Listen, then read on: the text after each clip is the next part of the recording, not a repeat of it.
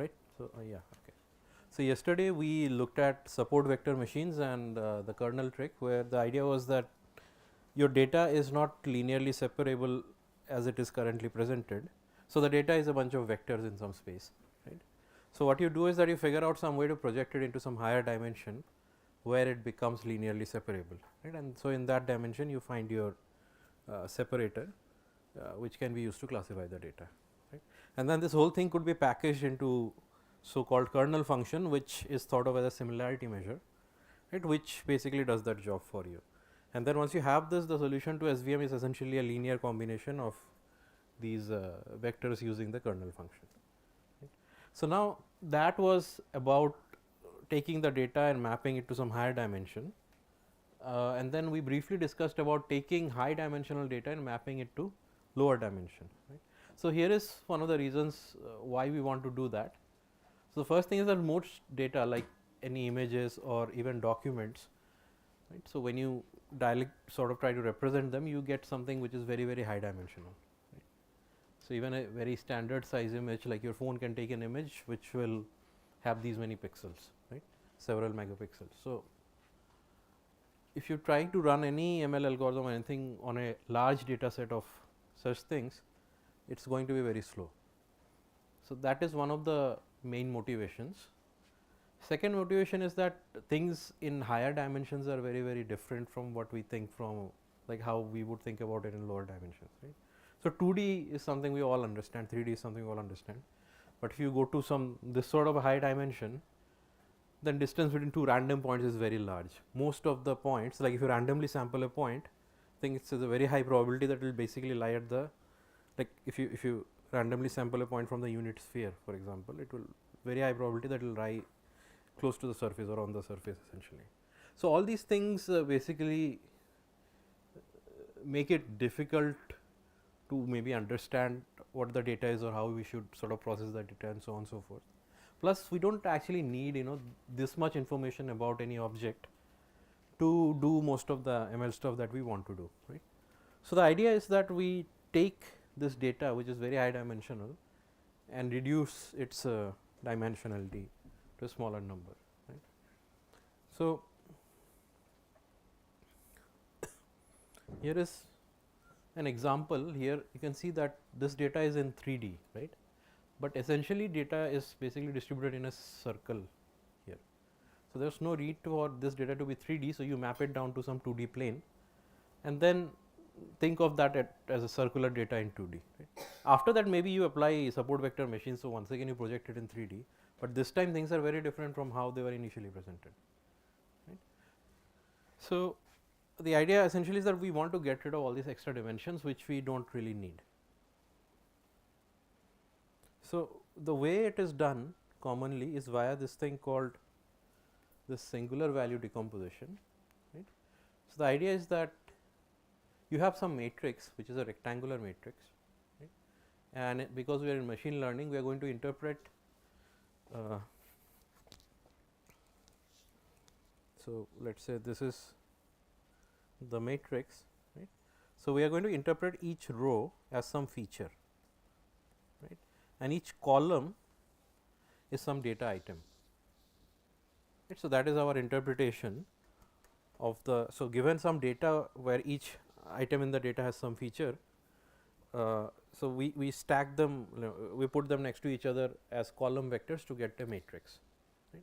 So, our goal would be to reduce the number of rows of this matrix to some smaller number essentially, right. So, that way our data will become low dimensional, right. So, we use this so we use this property that any matrix can be decomposed like this, okay, as a product of 3 matrices, where this D is a diagonal matrix, U and V are 2 orthonormal matrices. Essentially, they are composed of unit vectors, and any 2 unit vectors in say U are orthogonal to each other, right. So, the dimension of U is going to be n times k. So, you have so your original matrix was n times D, Now this time it becomes n times k, right? And so this k is essentially the rank of this matrix. So whatever you get here, the decomposition, the size of these matrices, they will come out to be basically they will depend on the rank of this matrix, right. So we interpret this matrix U and V, essentially the matrix V, as in some sense a bunch of new abstract features, okay. And if you write this down, in terms of like if you expand out this product essentially, then another way to write this is sort of like this, right. So this matrix M can be written as a linear combination of a bunch of rank 1 matrices, right. So this is another useful way of looking at this thing, right. So this singular value decomposition for any matrix can be found. There are several algorithms for it. So once again, I will not go into those algorithms, but what we will try to do is see how this is, we will just try to see how it is used to reduce the dimension.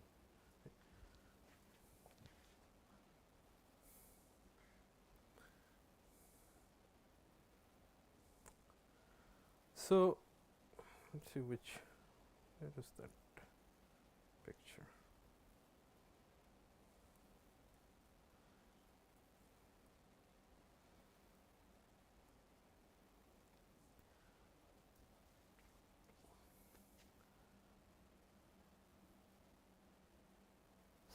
So as I said, we have we interpret that these vectors little v, which make up this matrix big V. So interpret it as a collection of new abstract features, right. So what we do is that we take the original data points, right, and once we have one of these V, we will project all those data points along this V, right.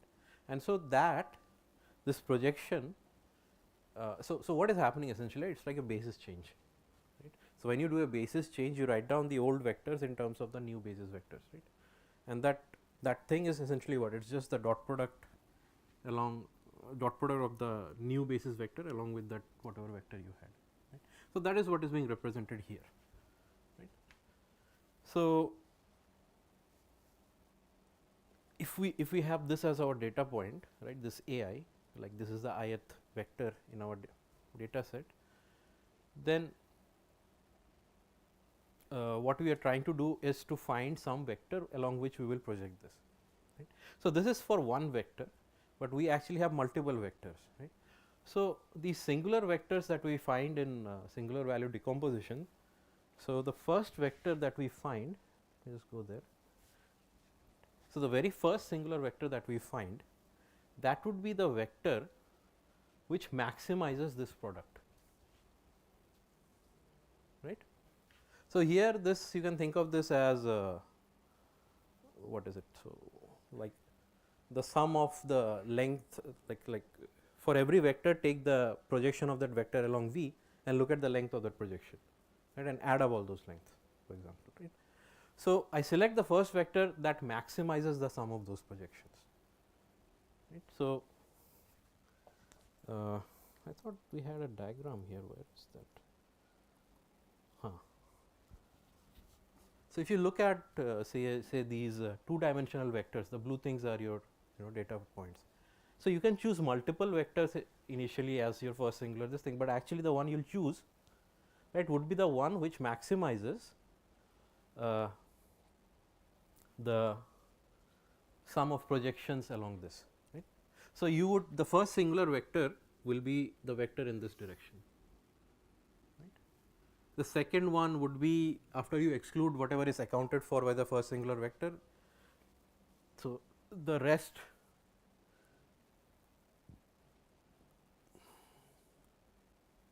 so once you look at all other vectors which are orthogonal to the first singular vector, so take the vector which is orthogonal to V1 and also among those maximizes this, and then the third singular vector would be all those that are orthogonal to V1 and V2 and then maximizes this, right. So this is how, I mean, this is what the singular vectors that you do in SVD, this is the property that they have, And in fact, you can actually turn this into an algorithm by just repeated multiplication. So, there are many ways of doing this, but this is the key property that we essentially use, right. This is why this is what we use. Yeah. So, this is basically the formula for a general like r plus 1th singular vector, right. So, you look at only those vectors which are orthogonal to all this, and then among those select that vector which maximizes this. So, this keeps happening until essentially you have like the rank of the remaining matrix becomes 0, right. So, you essentially express all the vectors in M in terms of these vectors. So, at this point when it becomes 0, you stop, and naturally that comes out to be the rank of the original data matrix, right, and these are your right singular vectors, right.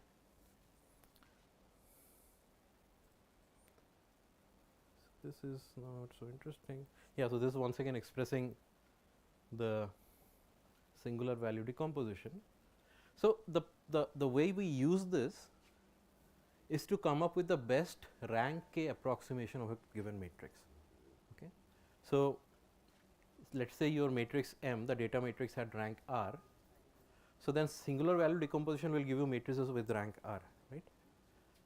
And these singular values you will also get that they are sort of in a decreasing order. Right. So, what we do is that we, is there an issue? No. Zoom is not coming for us. Let me see. You continue. Sorry for us inside. I see. So, okay. So, once you are done, because I need to maybe move to one slide or another.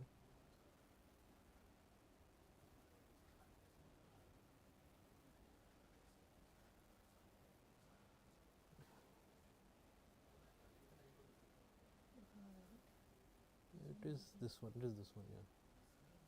Oh, that was not showing, is it? Oh, okay. Okay. Can you minimize all those things?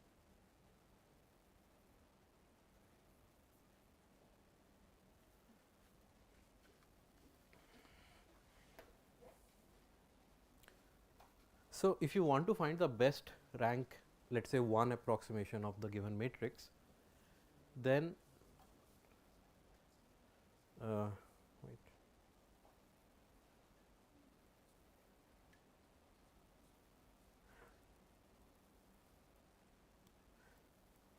Where is this thing? So, as I was saying, right, you can look at this decomposition of M and as something like this, right. You write it in terms of a sum of rank 1 matrices, right. So, if you want the best rank 1 approximation of M, then what you do is that you just take the summation up to only the first term, right. So, here the so when you take it when you take the summation only up to the first term, that means you are looking at the first singular vector, right, and you terminate your summation only there. So, that will give you the best rank 1 approximation to this matrix M. If you want the best rank 5 approximation, then you take this sum for the first 5 terms, right, and so on. So, this is how you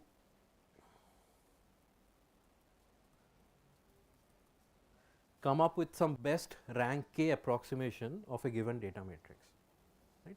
So, essentially if you assume that you have data which is of very, very high dimension, so the original rank of the matrix could be very high, right, because I mean if you look at any real world data, like you have taken a photograph which is a very high dimensional vector, right. Now, even if you and I take the photograph of the same object, the two vectors that we will get are most likely to be slightly different from each other, right. So, in some sense, because of the noise in the camera sensor, this and that, like no two vectors are going to be the same, right. So, this matrix M essentially is likely to have very high rank, although most of that rank is made up of noise, right.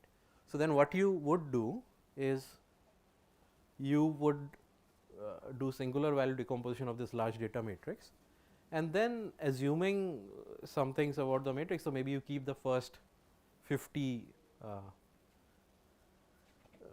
like matrices, no. So, you keep the first like you take the summation of that SVD decomposition only up to the first 50 terms, right, for the first for the largest these singular vectors, and that would give you the best rank 50 approximation of this, and turns out that that will actually be very good. So, for whatever reason, I had an example here which is not mentioned, but let me show you.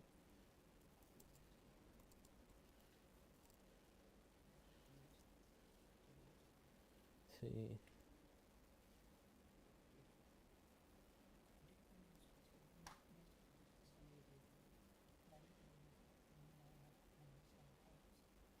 so here is, for example, so let's say this was a photograph that you have taken, right? So this time what we are doing is trying to compress an image, right? So my data is not a collection of photographs, but rather just one photograph, which I think of as a matrix, right? Because this is a black and white image, it's a simple matrix made up of like real numbers or something, right? So I take this matrix, I take its singular value decomposition, right? So if I take the sum of, let's say this is the original, if I take the sum of first 15 singular values, right, that summation, the first 15 thing, so then I get this. If I take the first 10, I get this. If I take the first 5, I get this. So you can see that as the number of, as you take better and longer summation of that singular value expression, you get better and better approximation to the original image. But even then, see, you can see that this is sort of a good approximation, or maybe this is sort of a good approximation, right? And here this was actually showing n equals 20. For any typical image, actually this rank would have been much higher, right? So this is a what, maybe a 350, let's say 350 by 350 size image, right? So number of pixels is pretty high here. So the rank of this is going to be at least close to say 300, right? Because there are 300 rows.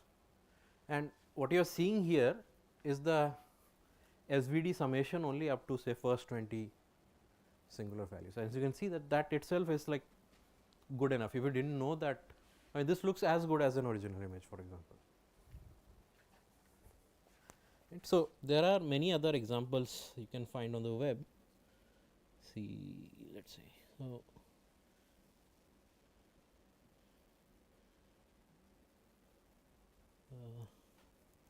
okay, this one didn't open. I was just, so this is a good picture, but somehow this has, okay, great. So this is another example.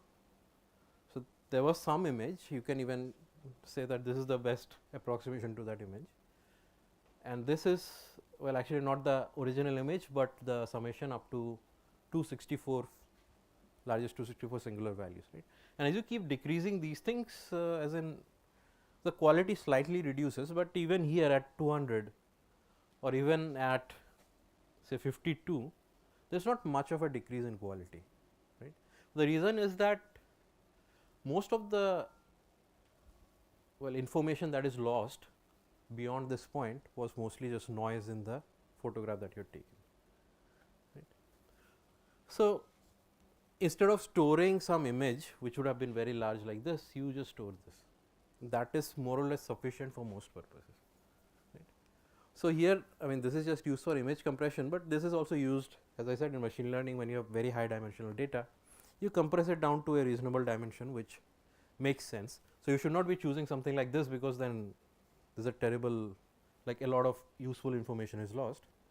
But maybe you choose something based on your previous knowledge that maybe this much is sufficient, and you keep this, right? And this is enough to basically do your machine learning from, right? Yeah. So this is one of the main uses that we have for these methods. But else did we want to say here?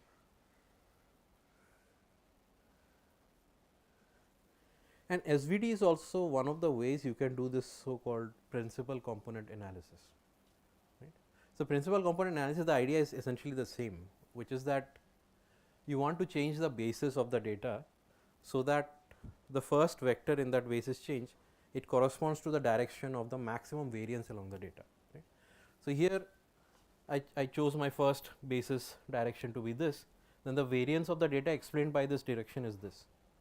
Now, after I discard this variance, the next choice would be this, which would explain this much of the variance. And then, I mean, okay, so you keep going ahead and do something more. So, I mean, this is just 2D. So, for 3D, you will have more and more things.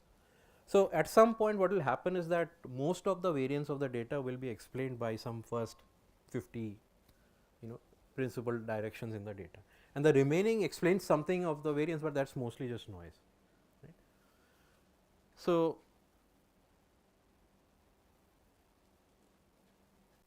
I mean, as you basically keep increasing the length of that summation, eventually the what remains unexplained, that much just becomes smaller and smaller. That's what happens.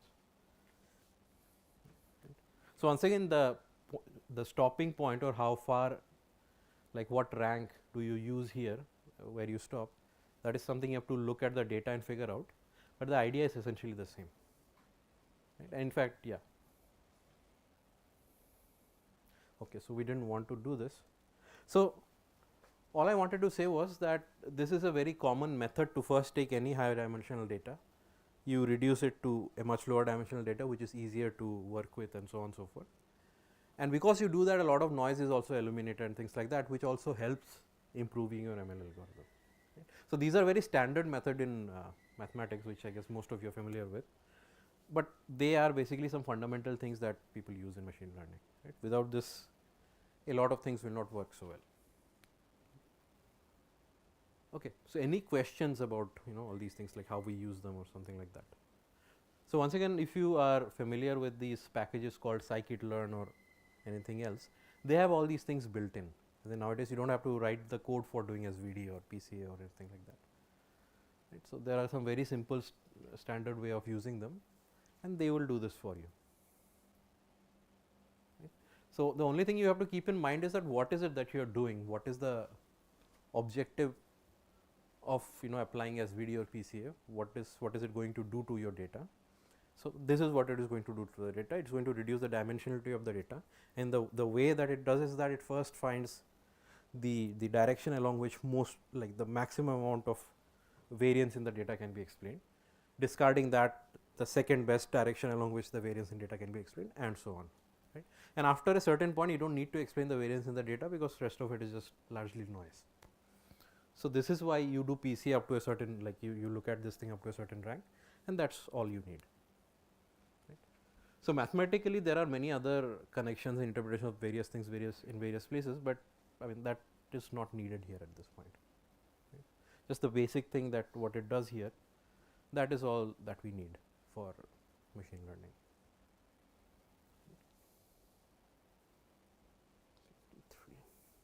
So, any questions about any of these things? Okay, I mean, I guess it is. Matrix or similar value. Here k is some rank up to which you want to approximate the data. Okay, I mean,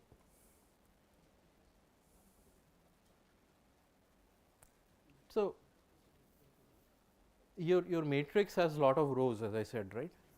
So, you want to decrease the number of rows by only choosing a subset of these guys. That's all. And the subset that you choose depends on the nature of data you have, right? Like for those images, if you choose some very small number, then that is not a good approximation to the image. But otherwise, if you choose a sufficiently large number, that is enough. Right? Yeah, I wanted to do a slightly different topic, which is sort of linear algebraic in nature, but it is not linear algebra. Right. So, one of the things we saw like in the past few lectures was that you can, so we started by building off a linear classifier, right? And what was the linear classifier doing? It was essentially you had some data. So, let me just draw a diagram here. You had some data,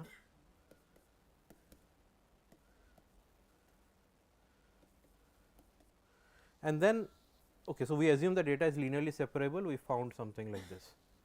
In case the data is not linearly separable, you can still do some things and maybe find something that is approximately as good, right? So, maybe this is still a sort of a decent classifier. It does not correctly classify everybody, but it does something up to a certain point.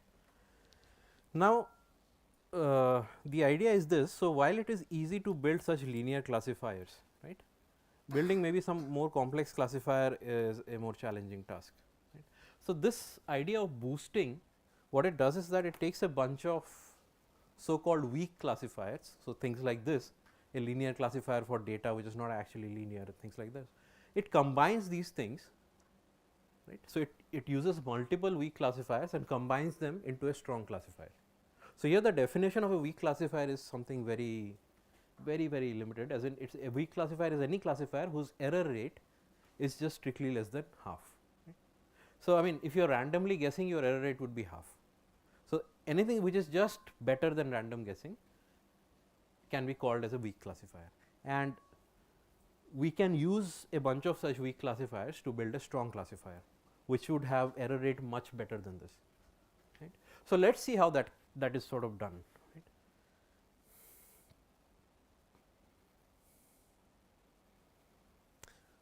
So, we have some training data D on which we are building our classifiers. Right. So, what we are going to do is that we are going to associate some weights with each data point in our training data set. Right. So, the weight is sort of going to indicate how much. So, initially when so initially all the weights are, let us say 1, right, all weights are equal, but then after that I build some classifier which I will call M1. Right. Now, M1 will correctly classify some things and incorrectly classify some things.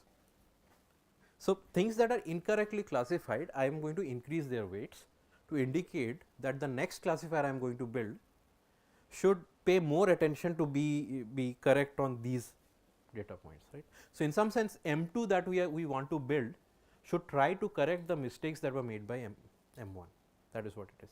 And to make M2 focus on those mistake points of M1, we increase the weights of those guys.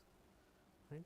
So, therefore, from the initial state where all weights were 1, now we have another state where the weights of each of the data points have become slightly different.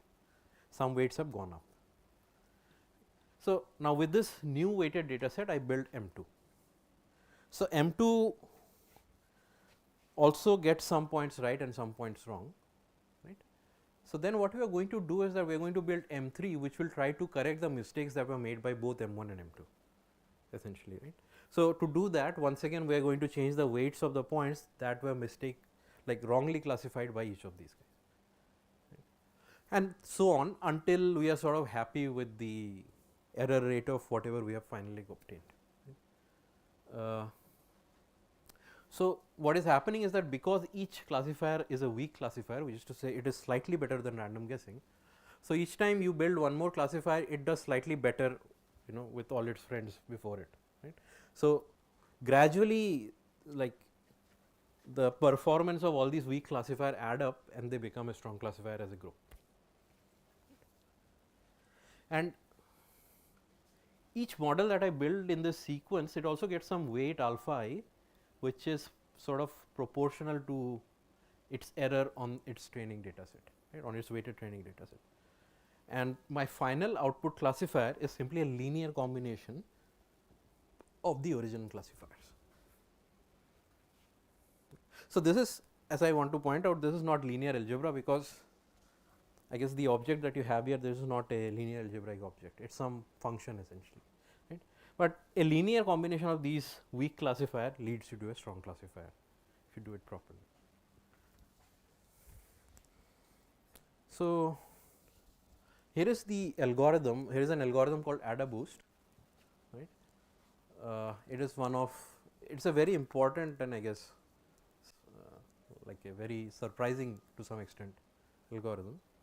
So, initially everything has weight, as I said, 1, but just because you do not want things to blow up, you set the weights to be 1 over n, okay. And then you use some weak classification algorithm, maybe like that linear separator algorithm, to learn some classifier f on the initial data set, right. And this E is the error of this particular classifier, which you just get by running the classifier on all these guys, right. And This error rate also takes the weights into account. So, this is the weighted error rate, but initially all weights are 1. So, it is just normal error rate. After that, you see if the error rate is too high.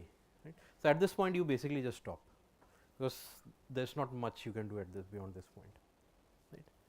Otherwise, the classifier is like better than half. So, you define this number beta t to be the error rate divided by 1 minus error rate for whatever reason, and you update the weights by, here I said you will increase the weights where you made mistake, but as I said you do not want to blow up the numbers. So, you decrease the weights of those things that the classifier gets correct, and others you just keep it as it is, right, and then you normalize these weights. So, this is the algorithm.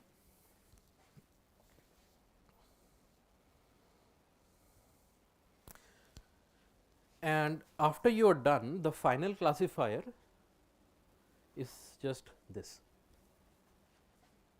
Right. So, that alpha I becomes essentially log of 1 over beta.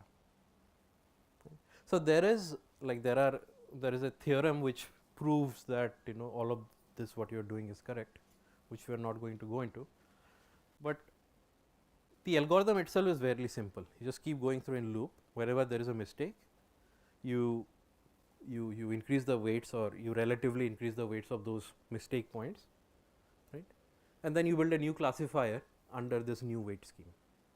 Right. And the effect that this has is that everything, like a linear combination of all these things, seems to take care of most of the errors. Right. So, in fact, this is a very general thing, as in each of those models that you build, it could be a very different type of model. Right. So, you could use linear classifiers, you could use some other clustering, some this, some that, but even you can use anything you want, right, and still you can just sort of combine all these classifiers and get a stronger classifier. So, let me actually ask you a quick question. Right. So, here as I said, the final classifier out of adder boost is a linear combination of the initial classifiers. Right. So, and I also said that we can use like the linear separator, that perceptron algorithm for example, as one of our weak classification algorithm. Right. So, what was the output of the perceptron algorithm? Positive or negative, right. So, as in there was a hyperplane that was learned by the perceptron algorithm, and then if your input point is over here, then maybe it will give you -1, and if it was over there, then it will give you +1. Right. So, the input to perceptron algorithm is a vector which represents your data point, and the output is +1 or -1. So, notice something. So, while the classification itself is based on some hyperplane and linear algebraic notions, the perceptron, if you think of it as a function where the input is something, the output is something, that function is not a linear function. Right. Input is some vector, output is +-1. That is not a linear function. Right. For example, linear functions. Okay, why is it not a linear function? Can anyone tell me? Final set first of all. The range of the linear operator in this case subspace, but ±1 is not a subspace. You name 0 to 0. 0 to 0 it's Bias. input is 0. 0 to 0 is also. But the most simple reason is simply that a linear operator, so it distributes over summation of inputs, right? So that is not going to happen in Korea. If you add a vector twice, you will cross that. So that is one of the other reasons. But okay, so my point is that perceptron algorithm gives you a classifier which is built around this linear hyperplane separator between things, but the function itself is not a linear function. What happens if you have a classifier which is actually a linear function? For example, you are doing regression. Input is something, the output is also a vector or a number or something. Do you think you can use, for example, a linear regression plus function over here?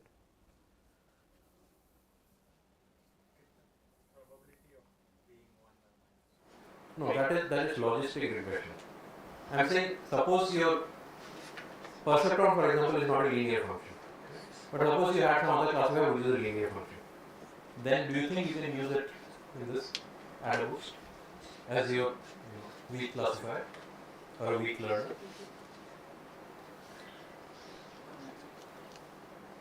After all, it is given to give you either plus or minus 1, and based on that only the errors will. No, so plus or minus 1 it gives you because it's a what is it? It's a classification algorithm, right? But you can also have these regression problems where the prediction, as I said, is a number or a vector or something. So a regression can also be done by essentially some linear function, for example. So then unlike the perceptron, that object itself will become, the whole thing is a linear thing. Input is linear, output is also linear. Like I mean, so it is a linear operator essentially from the input. So do you think I can use linear operators in this? Technically, we don't see, at least I don't see any problem in using it. Anybody else? As it is give some real number as it's you can take average, and if it is value above the average you can get it plus 1 or minus 1. And No, I'm not about plus 1 minus 1. That is not okay. Maybe I'm confusing you guys. So let me explain what is happening. So what is this here? What is my final classifier? Just a linear combination of my base classifier, the weak.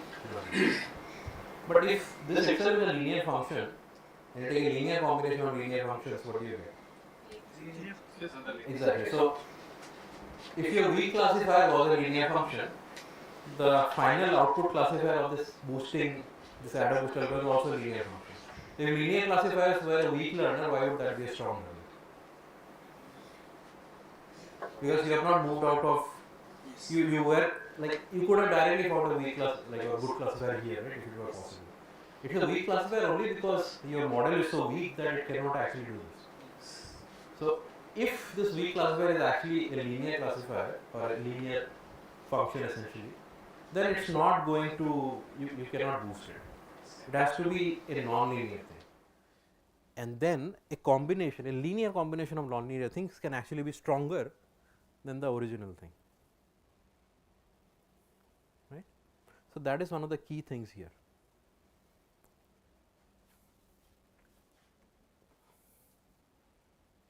I'm just trying to see if, so here is a example, maybe I should have led with this. So let us say this is your data set, right, which a priori does not seem to be linearly separable, for example. So the perceptron algorithm will not really do a good job, it will not terminate, but maybe you can run a variant of the perceptron algorithm that does the best that it can, like SVM for example, or something like that. You just try to find some linear separator.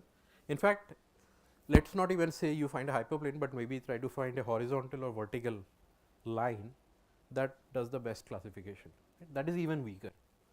It's some sort of like, just look at one of the values of these vectors and just say which side it should fall into.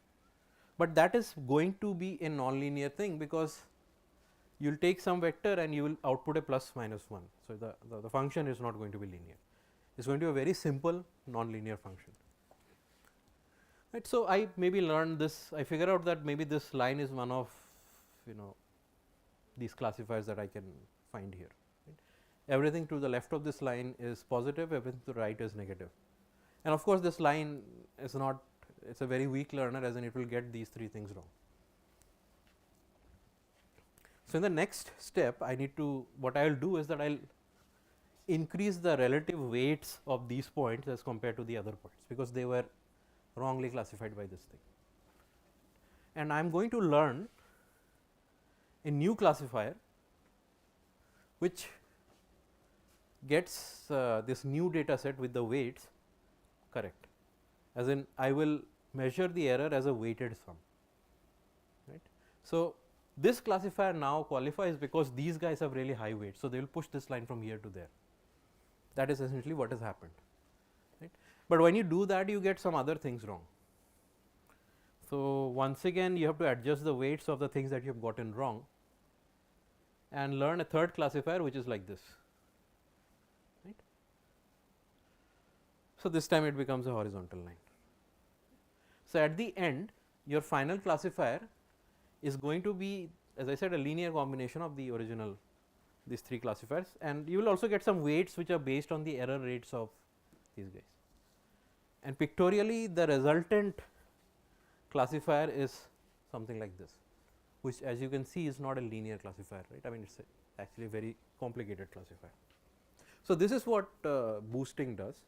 So, ADA boost was the sort of first algorithm on these lines, I think, and then people have figured out better algorithms which maybe converge faster or things like that, like XG boost, gradient boosting, things like that,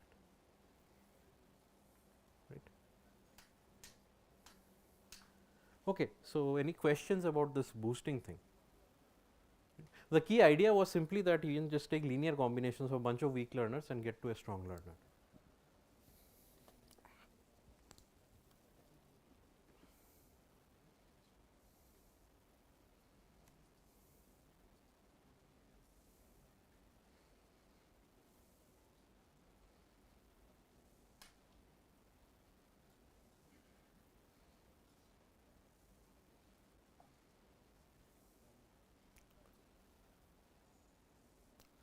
So, I do not know if I should discuss this. This was, well, it has nothing to do with linear algebra, but let me just add this because it is interesting to know. So,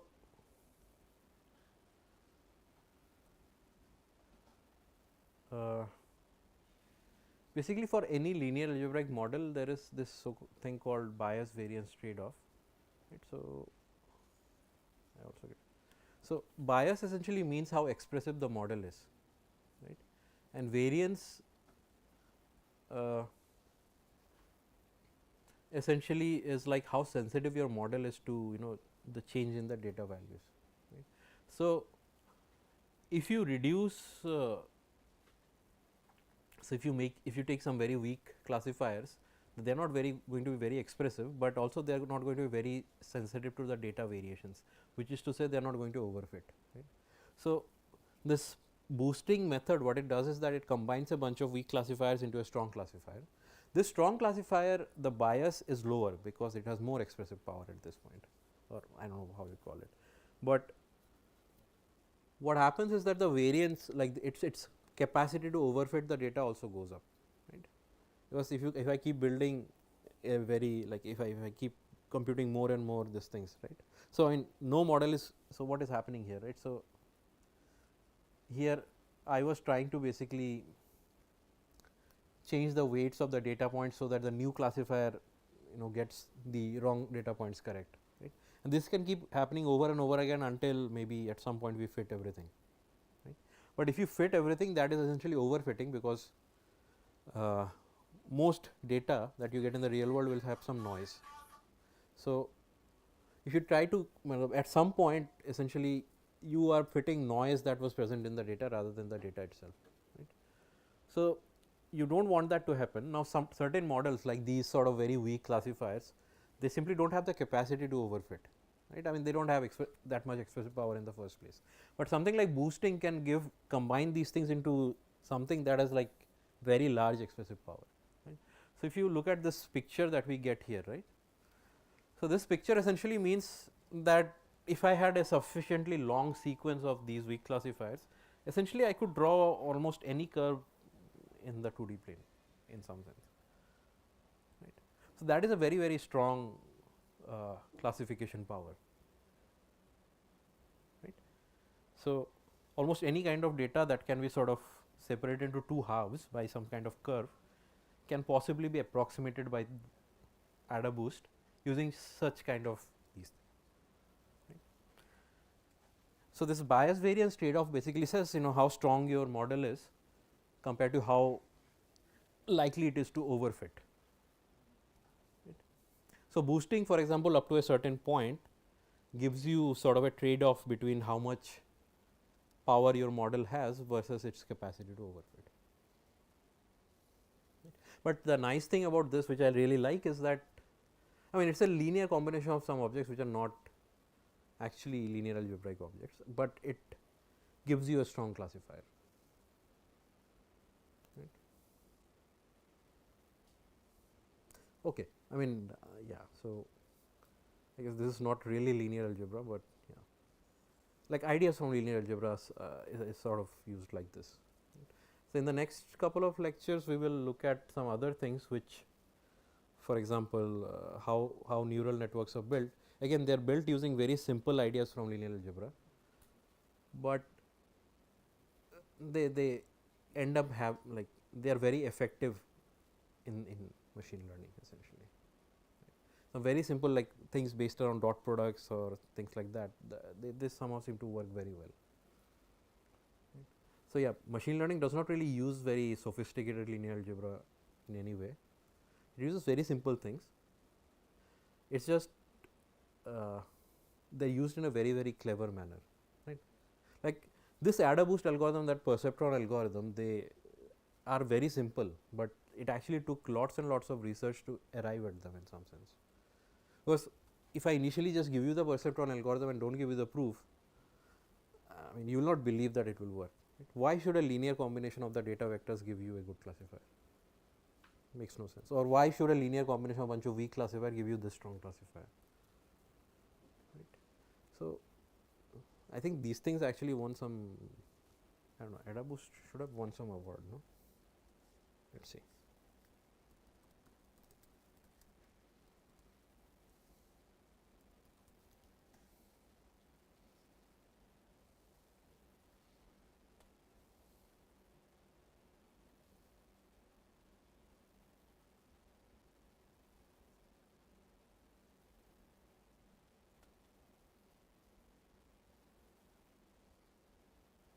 So he won the Gödel Prize in 2003 for AdaBoost.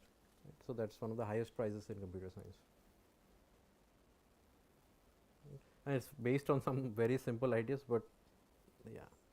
Which price, sir? The Gödel Prize. Can you not see the screen? Oh, okay. So look up AdaBoost on Wikipedia. Not sure why this is not happening. And yeah, look up the authors of that work essentially. Okay, sir. Yeah. Oh, it's also written in the first line. Yeah, 2003 they won the Gödel Prize. Actually, I cannot zoom, so No. it's look like hazy, so that's why I cannot read. Okay. Ada boost. Yes.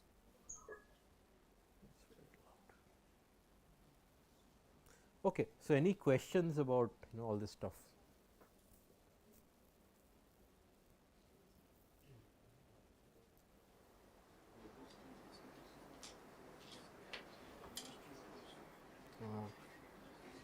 So if there are no questions, we can just stop now.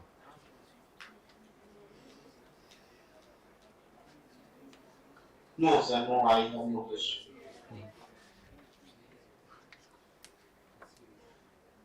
And this classifier that we used here, these are called decision stumps. Because all they do is that they look at your data, look at one attribute of the data, and based on the value of that attribute, give it a positive or a negative label. So this is like possibly the simplest possible classifier you can think of for data. But even that can be combined to a very sophisticated classifier.